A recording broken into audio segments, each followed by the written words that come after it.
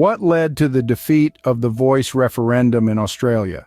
This is a question that has stirred the Australian political landscape, a question that has left many Indigenous campaigners grieving, and a question that has been at the heart of the blame game between major political parties.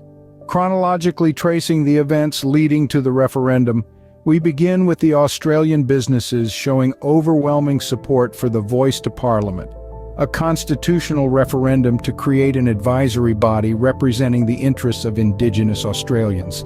Despite this backing, the Yes campaign faced significant hurdles. Critics argued that businesses should remain customer-focused rather than entangling themselves in social issues and politics. The No campaign painted the proposed body as a potential divider based on race, with uncertain constitutional and legal consequences. This resulted in a steady decline in public support for the Voice, with only 39% of voters in favor by the time campaigning started. The passing of Queen Elizabeth II added fuel to the fiery debate. The Australian Republican movement expressed sadness and acknowledged the Queen's contribution to Australia's independence, sparking discussions about the relationship between the Crown and Indigenous Australians.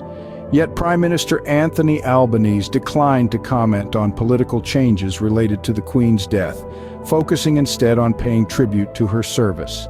The aftermath of the referendum was marked by a blame game between senior Labour and Liberal politicians. Prime Minister Anthony Albanese attributed the referendum's failure to a loss of bipartisanship, stating that no referendum in Australia has ever succeeded without bipartisan support. Health Minister Mark Butler pointed a finger at Liberal leader Peter Dutton, accusing him of a significant change of tack against the Voice after suffering blows at the ballot box. The Labour Party was not without its critics. Former Labour strategist and pollster Kos Samaras said the party must accept the result was not split down party lines. He pointed out that when a political party's base turns away on an issue, they are then prone to doing the same in the future.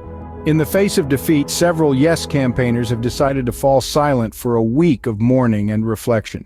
Meanwhile, the federal Greens have called for a $250 million Truth and Justice Commission for truth-telling and healing, accusing Mr. Dutton of sowing fear and division. Shadow Attorney General Michaelia Cash denied her party was responsible for the vitriolic referendum, instead saying Mr. Albanese must bear the responsibility of the campaign. In conclusion, the defeat of the Voice referendum has left a significant imprint on Australia's political landscape. The blame game, the mourning, the calls for a Truth and Justice Commission, all these reactions are indicative of the deep-seated issues that Australia grapples with. As the dust settles, it's clear that the question of how to address Indigenous rights and representation in Australia is far from resolved. Rather, it is a question that will continue to echo in the halls of Australian politics for years to come.